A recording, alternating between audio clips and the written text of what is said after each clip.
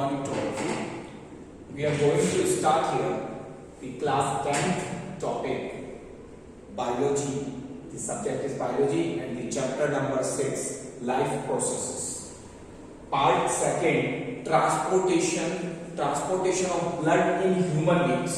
First of all, we are talking about human beings. तो human beings में हम देखेंगे कि ब्लड जो है, ब्लड हमारा जो ट्रांसपोर्टेशन का काम करता है हमारे अंदर, ह्यूमन बीइंग्स में ब्लड करता है ट्रांसपोर्टेशन का काम। अब सुनना, किस टाइप का ट्रांसपोर्टेशन? ब्लड हमारी बॉडी में एक तरीके से ऑक्सीजन को, सबसे इंपॉर्टेंट काम जो करता है वो करता है ऑक्सीजन एंड फूड। ऑक्सीजन और फूड को सप्लाई करता है from one part two another of a body, और इसको ब्लड को पंप करने का काम हमारा सेंट्रल ऑर्गन, मेन ऑर्गन करता है, और उस ऑर्गन को बोलते हैं हार्ट। और हार्ट जिस तरीके से सर्कुलेट करता है हमारे अंदर ब्लड को, उसको बोलते हैं डबल सर्कुलेशन। हमारे अंदर डबल सर्कुलेशन होता है। एक बार हार्ट पंप करता है ब्लड बॉडी को, और दूसरी बार पंप करता है ब्लड लंग्स को। ये सारी बातें हम देखेंगे, और फिर इसके बाद देखेंगे ट्रांसपोर्टेशन इन प्लांट्स। मगर सबसे पहले हमारे यहाँ पर हम सबसे पहले देख रहे हैं, first of all we are doing about human beings. Blood आप जानते हो, खून, हमारी बॉडी में ब्लड होता है, और ब्लड रेड कलर का होता है, और ये रेड कलर होता है due to RBC, red blood cells. इसको बोलते हैं रेड ब्लड सेल्स। इनकी वजह से इसके अंदर रेड कलर होता है। सबसे इंपॉर्टेंट पार्ट ब्लड का होता है प्लाज्मा। प्लाज्मा हमारा जो है वो पार्ट है जो लिक्विड होता है। इसके अंदर मैक्सिमम परसेंटेज वाटर की होती है। उसके अलावा डिफरेंट टाइप्स ऑफ सेल्स इसके अंदर प्रेजेंट होते हैं। आरबीसी, डब्ल्यूबीसी, प्लेटलेट, सबको मिलाकर पूरा प्लाज्मा बनता है। ठीक है। प्लाज्मा के बाद हमारा सबसे इंपॉर्टेंट पार्ट है आरबीसी। आरबीसी को बोलते हैं रेड ब्लड कॉर्पुसल्स और red blood cells. Red blood cells या इनको कॉर्पुसल्स भी बोलते हैं। These are also called as corpuscles. और इसके बाद व्हाइट कलर के सेल्स होते हैं जिनको बोलते हैं व्हाइट ब्लड कॉर्पुसल्स। क्या बोलते हैं? White blood corpuscles. ठीक है। अब यहां पर आरबीसी जो है वो रेड कलर की होती है। इसके जो साइज है वो बहुत छोटी होती है, very small in size, in micro. और इनका रेड ब्लड सेल्स का सबसे इंपॉर्टेंट काम होता है ऑक्सीजन को ट्रांसपोर्ट करना from one place to another. ये ऑक्सीजन को ट्रांसपोर्ट करती है। रेड ब्लड सेल में सबसे इंपॉर्टेंट पार्ट होता है हीमोग्लोबिन। क्या होता है? हीमोग्लोबिन। ये हीमोग्लोबिन जो केमिकल है वो रेड ब्लड सेल में पाया जाता है, और ये रेड ब्लड सेल में हीमोग्लोबिन क्या करता है? हीमोग्लोबिन आपके हीमोग्लोबिन जो है वो आपके यहां पर कंबाइंड होता है। हीमोग्लोबिन ऑक्सीजन के साथ कंबाइंड होगा, ऑक्सीजन के साथ कंबाइंड होगा, और कंबाइंड होकर बनाएगा ऑक्सी हीमोग्लोबिन। ये क्या बना लेता है? Oxy haemoglobin. और इस ऑक्सी हीमोग्लोबिन जो बनता है ब्लड में, ये लेकर जाता है ऑक्सीजन को टू दी डिफरेंट सेल्स, और वहां जाकर ये ऑक्सी हीमोग्लोबिन ब्रेक डाउन हो जाता है, ऑक्सीजन सेल को दे देता है, और हीमोग्लोबिन वापस आ जाता है फॉर द नेक्स्ट, आरबीसी वापस आ जाता है for the next oxygen to take from the lungs. अब मैं आपको यहाँ पर आरबीसी के साथ में पहले एक छोटा सा ओवरव्यू दे दूं। यहाँ पर जो भी ट्रांसपोर्टेशन होता है ऑक्सीजन का, वो ऑक्सीजन कैसे ट्रांसपोर्ट होता है? लंग्स से ऑक्सीजन ब्लड लेता है, और ये ऑक्सीजन कौन लेता है? आरबीसी। ब्लड लेकर लंग्स से ऑक्सीजन लेकर जाता है हार्ट तक। हार्ट इसको पंप कर देता है और ऑक्सीजन ट्रांसपोर्ट कर देता है पूरी बॉडी के अंदर, और बॉडी के डिफरेंट सेल्स के अंदर ये ब्लड, ये आरबीसी ले जाकर ऑक्सी हीमोग्लोबिन की फॉर्म में ऑक्सीजन को different cells of a body के अंदर पहुंचा देता है, वहां पर ऑक्सीजन दे दिया जाता है डिफरेंट सेल्स को और हीमोग्लोबिन वापस आ जाता है। ये प्रोसेस चल रही है। अब इसमें सुनना एक बहुत इंपॉर्टेंट बात, यहां पर ऑक्सी हीमोग्लोबिन बना, ऑक्सीजन के साथ साथ हम एयर में तो कार्बन डाइऑक्साइड भी ले रहे हैं, मगर हीमोग्लोबिन के साथ मेनली ऑक्सी हीमोग्लोबिन बनता है, जो कि ट्रांसपोर्टेशन तो कार्बन डाइऑक्साइड का भी होता है सेल तक, कार्बन डाइऑक्साइड का, मगर कार्बन डाइऑक्साइड को वापस भी लाया जाता है सेल से। क्यों? क्योंकि कार्बन डाइऑक्साइड तो हमारे काम की है नहीं, उसको तो हम वापस निकाल देते हैं, तो एयर के साथ वो ब्लड के साथ वापस आ जाती है कार्बन डाइऑक्साइड, सेल से भी जो कार्बन डाइऑक्साइड निकलती है उसे भी ले आया जाता है और कहां छोड़ दिया जाता है? लंग्स में छोड़ दिया जाता है। ले क्यों? क्योंकि हमारे तो कार्बन डाइऑक्साइड काम की नहीं है, हमारे क्या काम की है? ऑक्सीजन। तो हम ऑक्सीजन को यहां पर ऑक्सी हीमोग्लोबिन की फॉर्म में oxygen different parts of cell body के अंदर सप्लाई कर देते हैं by the help of red blood sales.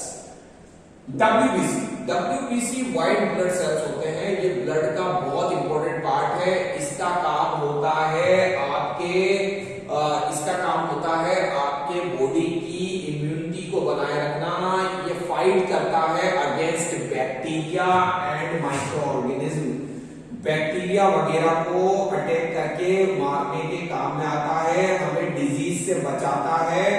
Disease वगैरह वाले केस में हमें WBC डिजीज से बचाता है। ठीक है, डिजीज से केयर करने का काम हो गया WBC का। इसके बाद आता है प्लेटलेट्स। प्लेटलेट्स क्या करता है? प्लेटलेट्स हमारे ब्लड क्लोटिंग के काम में आता है। किसमें आता है? Blood clotting. अब ये ब्लड क्लोटिंग क्या होती है सुनना। ब्लड क्लोटिंग का मतलब होता है हमारे कभी किसी चीज से इंजरी लग जाए, इंजरी हो जाए, एक्सीडेंट हो जाए, तो हमारे ब्लड निकलता है और वो ब्लड को रोकने का काम होता है प्लेटलेट्स का।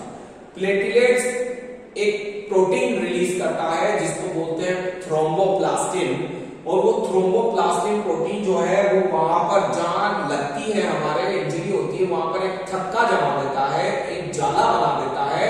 उस जाले की वजह से ब्लड क्लोट हो जाता है, ब्लड रुक जाता है, और ये ब्लड क्लोटिंग जो प्रोसेस है ये प्लेटलेट्स की वजह से होती है। इसलिए इसको प्लेटलेट्स की वजह से ब्लड क्लोटिंग होती है, इसलिए ये वर्क प्लेटलेट्स का है टू क्लोट द ब्लड, और वहां उस जगह पर इंजरी वाली जगह पर ब्लड रुक जाता है। So this is the work of platelets. अब ये तो काम हुआ ब्लड का। ब्लड में क्या क्या चीजें वो देखिए। अब इस ब्लड को पंप करने का काम करता है हमारा मोस्ट इंपोर्टेंट पंपिंग ऑर्गन। इसको पंपिंग ऑर्गन भी बोलते हैं, जिसको बोलते हैं हार्ट। हार्ट हमारा बहुत इंपॉर्टेंट पंपिंग ऑर्गन है, और इसके अंदर सबसे important most important part, 4 part होते हैं। Right atrium, left atrium. अब एक बात सुना, ये जो डायग्राम है आप देखोगे, ऊपर वाले पार्ट को बोलते हैं एट्रियम या ऑरिकल। क्या बोलते हैं? ऑरिकल, या तो बोलते हैं एट्रियम या फिर ऑरिकल। तो ये अब ये नीचे वाला वेंट्रिकल है, और आपका नीचे वाला है वेंट्रिकल और लेफ्ट वेंट्रिकल। अच्छा, ऐसा क्यों है कि ये वाला पार्ट तो राइट एट्रियम बोल रखा है, ये वाला लेफ्ट एट्रियम, जबकि हमारे तो राइट, ये तो लेफ्ट एंड पे आ रहा है, ये राइट एंड पे आ रहा है। एक्चुअली में क्या है, ये जो हार्ट है मैंने यहां से निकाला और मैंने ऐसे रख दिया। कैसे रख दिया? ऐसे रख दिया, बिल्कुल ऐसे। तो अब हार्ट यहां पर होगी, यहां पर। तो बताओ ये वाला पार्ट जो होगा वो कौन सा होगा मेरा? बोलो आप, ये वाला पार्ट कौन सा होगा मेरा? लेफ्ट हैंड वाला, लेफ्ट एट्रियम। सही तो लिखा मैंने। मेरा हार्ट निकाल कर बता रहा हूं मैं आपको, मेरा दिल निकाल कर बता रहा हूं मैं आपको। मेरे दिल का ये वाला पार्ट लेफ्ट एट्रियम होगा ना, ये वाला पार्ट लेफ्ट वेंट्रिकल होगा ना, क्योंकि मेरा ये हाथ लेफ्ट है और ये वाला पार्ट हैंड जो है मेरा राइट है, इसलिए मैंने बिल्कुल सही लिखा है। मैंने इस तरीके से लिखा है इसको। तो आप कंफ्यूज मत हो ना, जब सामने से देखोगे तो आपको लगेगा कि यूं देखोगे ना तो आपको लगेगा सर ये तो लेफ्ट है, ये राइट है। नहीं, मैंने हार्ट को बनाया ऐसे, लाइक दिस। Got it?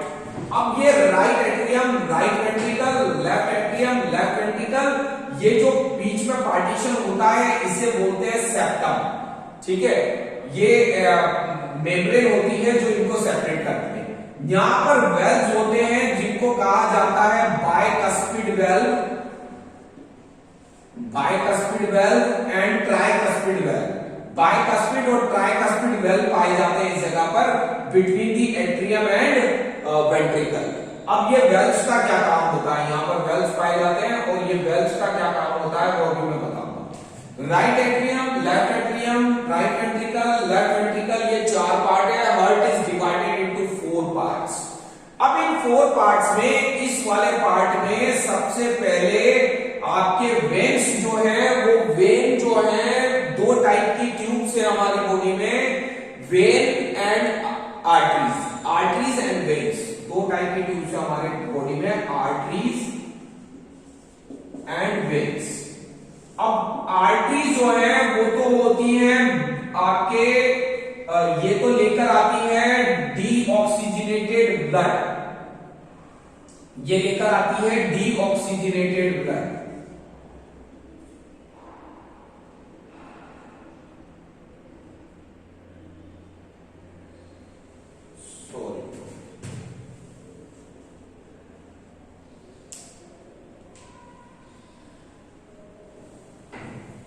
ये आपके लेकर आती है ऑक्सीजनेटेड ब्लड और ऑक्सीजनेटेड ब्लड को पूरी बॉडी में सप्लाई कर देती है ना, और ये लेकर जाती है डीऑक्सीजनेटेड ब्लड जिसको ये पूरी बॉडी के अंदर पास कर देती है। ठीक है,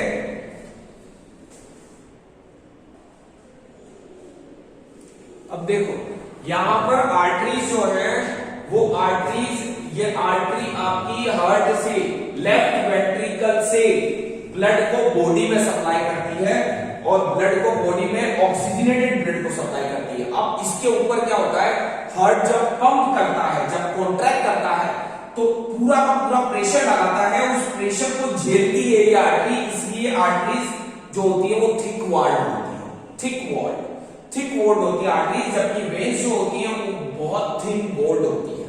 तो थिन वॉल्ड है ये आर्टरी वेन्स, जबकि आर्टरीज क्या थिक वॉल्ड है क्योंकि इनको प्रेशर को झेलना है। अब यहां पर मैं सारे पार्ट्स पहले बता दूं हार्ट के, ये राइट एट्रियम, लेफ्ट एट्रियम, ये राइट वेंट्रिकल, ये लेफ्ट वेंट्रिकल, यहां पर वेल्व्स होते हैं। अब इसकी वर्किंग मैं बता रहा हूं कि सबसे पहले डबल सर्कुलेशन देख लेते हैं अपन कि ब्लड आता जाता कैसे, फिर मैं इसकी वर्किंग एक साथ आपको समझाऊंगा कि कैसे ब्लड आता है और कैसे जाता है। देखो यहां पर क्या होता है कि सबसे पहले बॉडी से डीऑक्सीजनेटेड ब्लड वेन्स के जरिए आपके इसके अंदर आता है। वेन्स आपकी जितनी भी डीऑक्सीजनेटेड ब्लड है, मतलब जिसमें ब्लड में ऑक्सीजन नहीं है, वो यहां पर राइट एट्रियम में आता है। राइट एट्रियम से ये ब्लड वाल्व्स के थ्रू होते हुए, वेल्व्स के थ्रू होते हुए ये यहां आता है और फिर यहां से ब्लड लंग्स में जाता है, लंग्स से ऑक्सीजन लेकर यहां आता है, फिर यहां से लेफ्ट वेंट्रिकल में आता है, लेफ्ट वेंट्रिकल से पूरी बॉडी में जाता है। अब यहां पर एक इंपॉर्टेंट बात ध्यान से सुनना, जब ब्लड यहां पर डीऑक्सीजनेटेड ब्लड यहां से यहां पर आ गया राइट एट्रियम में, तो यहां पर राइट एट्रियम में प्रेशर लगता है, पंपिंग होती है, यहां कॉन्ट्रैक्ट करता है। ये राइट एट्रियम या राइट ऑरिकल कॉन्ट्रैक्ट करता है, प्रेशर लगाता है ब्लड पे, तो ब्लड पे प्रेशर लगाता है तो ब्लड इन वेल्व्स पे प्रेशर लगाते हैं और वेल्व्स पे प्रेशर लगाते हैं तो ये वेल्व्स झटके से खुलते हैं, बहुत तेजी से खुलते हैं। तो ये जब वेल्व जोर से खुलते हैं तो इनमें आवाज आती है और वो आवाज कहलाती है लब एंड डब, लब डब, लब डब। ये जो धड़कन की आवाज होती है ना हमारी हार्ट की, वो जो धड़कन की आवाज है वो एक्चुअली में लब डब साउंड है। वो लब डब साउंड जो प्रोड्यूस होती है वो इन वेल्व्स की वजह से होती है, क्योंकि जब एट्रियम से ब्लड वेंट्रिकल में एंटर करता है तो वो बहुत प्रेशर से एंटर करता है, इसकी वजह से वो वेल्व जो है वो जोर से खुलते हैं, तो वो वेल्व्स के खुलने की आवाज आती है, वो that sound is of valves. वो वेल्व्स इस तरीके से खुलते हैं तो वो लब एंड डब, लब एंड डब, लब एंड डब इस तरीके की साउंड प्रोड्यूस होती है। तो यहां से ब्लड यहां आएगा आपके राइट वेंट्रिकल के अंदर और राइट वेंट्रिकल से ब्लड जाएगा आपके लंग्स में। अब यहां राइट वेंट्रिकल में जब कॉन्ट्रैक्ट करता है तो ये वेल्स बंद हो जाते हैं, तो ब्लड वापस नहीं जा पाता और ब्लड किसमें पास हो जाता है, पल्मोनरी आर्टरी में, और पल्मोनरी आर्टरी इसको लेकर चली जाती है लंग्स पे। लंग्स पे अपन जो सांस ले रहे हैं वो वाला ऑक्सीजन इस ब्लड में दे दिया जाता है थ्रू दी लंग्स, और लंग्स से ऑक्सीजन लेकर पल्मोनरी वेन के थ्रू ऑक्सीजनेटेड ब्लड आ जाता है आपके लेफ्ट एट्रियम के अंदर। लेफ्ट एट्रियम में भी सेम प्रोसेस होती है, ये कॉन्ट्रैक्ट करता है और ब्लड जोर से इधर आता है तो वेल्स में आवाज होती है डप डप साउंड प्रोड्यूस होती है और ब्लड इसमें भर जाता है आकर। जैसे ही इसमें भरता है ये कॉन्ट्रैक्ट करता है और कॉन्ट्रैक्ट करके पूरी बॉडी के अंदर पास कर देता है ब्लड को। तो इस तरीके से ये प्रोसेस कंटिन्यू रहती है और इस तरीके से ब्लड जो है पूरी बॉडी पार्ट्स के अंदर पहुंच जाएगा, फिर बॉडी पार्ट से वापस से ये प्रोसेस कंटिन्यूअसली चलती रहती है। और ये जो सर्कुलेशन हुआ ये डबल, एक सर्कुलेशन फिर ये दूसरा सर्कुलेशन, इसलिए इसको नाम दिया जाता है double circulation of blood. Got it? This is called as double circulation. और ये हार्ट का वर्किंग है, हमारा जो हार्ट है वो बहुत कंटिन्यूअसली वर्क करता है from the birth up to the death, क्योंकि हार्ट कार्डियक मसल्स का बना रहता है जो कि कभी थकती नहीं है। हमारे बॉडी में एक टाइप का लिक्विड और होता है जिसको बोलते हैं लिम्फ। लिम्फ को टिश्यू फ्लूइड भी बोलते हैं। इसके अंदर ये कलरलेस लिक्विड होता है, इसके अंदर डिफरेंट सेल्स प्रेजेंट होते हैं। लिम्फ और ये कलरलेस लिक्विड होता है, इसके अंदर डिफरेंट सेल्स प्रेजेंट होते हैं और ये कैपिलरीज वाली जगह पर रिलीज होता है। अब कैपिलरीज क्या होती हैं? जब आर्टरीज छोटी छोटी ट्यूब्स में डिवाइड हो जाता है at the place of tissue, तो उस टिश्यू वाली जगह पर इन आर्टरीज के डिवीजन की वजह से छोटी छोटी नलचियां बन जाती हैं, वो नलचियां कहलाती हैं कैपिलरीज। उन कैपिलरीज से ये लिक्विड निकलता है लिम्फ, और ये येलो कलर का लिक्विड होता है, और ये yellow colour liquid is also a part of your circulatory system, that is transport system. आपकी पूरी बॉडी के ब्लड सर्कुलेशन को बोलते हैं circulatory system. This system is very important part of our body. अच्छा, ट्रांसपोर्टेशन प्लांट्स के अंदर कैसे होता है? अब देखो, ट्रांसपोर्टेशन प्लांट्स के अंदर दो तरीके से होता है। मीन टू से ट्रांसपोर्टेशन प्लांट्स के अंदर क्या होगा, एक तो वाटर का ट्रांसपोर्टेशन होगा और एक ट्रांसपोर्टेशन होगा आपके फूड का। तो यहां पर वाटर के ट्रांसपोर्टेशन के लिए तो प्लांट्स में होते हैं जाइलम, और इसके फूड के ट्रांसपोर्टेशन के लिए होते हैं फ्लोएम। जाइलम तो ट्रांसपोर्ट करता है वाटर और ये ट्रांसपोर्ट करता है फूड। ठीक है, ये जाइलम जो है वो छोटे छोटी ट्यूब्स होती हैं, ये लाइन से ट्यूब होती है जो रूट्स से लेकर आपके लीफ तक चलती है, और इसका काम होता है वाटर को लेकर जाना फ्रॉम रूट्स टू लीफ। जबकि फ्लोएम का काम होता है फूड को लेकर आना from the leaf to different parts of a body. इसके अंदर ट्रांसपोर्टेशन दोनों डायरेक्शन में हो सकता है, जबकि जाइलम में ट्रांसपोर्टेशन सिर्फ एक ही डायरेक्शन में होता है। जाइलम और फ्लोएम दोनों 4 टाइप्स ऑफ सेल्स के बने होते हैं, जाइलम पैरेन्काइमा, जाइलम फाइबर, और 2 टाइप के सेल्स और होते हैं। तो इस तरीके से 4 सेल्स के बने होते हैं। पूरी एक ट्यूब होती है ये, और इन ट्यूब्स की वजह से ही वाटर और फूड का ट्रांसपोर्टेशन होता है इन दी प्लांट्स। ये जाइलम जो वाटर ट्रांसपोर्ट करता है ऊपर की तरफ जाता है, ये through the process of transpiration होता है। ट्रांसपीरेशन मतलब वाटर का रिलीज होना फ्रॉम द लीफ। लीफ से जब पानी निकलता है तो एक सक्शन प्रेशर डेवलप होता है, और उस सक्शन प्रेशर से जो वाटर है वो रूट्स से खींच लिया जाएगा up to the different parts of a plant. जबकि फ्लोएम के अंदर जो प्रोसेस होती है वो डायरेक्टली फ्लोएम जो है ऊपर से नीचे लाना है फूड को, तो ये तो थ्रू ग्रेविटेशनल फोर्स आसानी से प्रोसेस हो जाती है। This is all about the transportation of blood and transportation in the transportation system in plants. Very thankful to you. Thank you.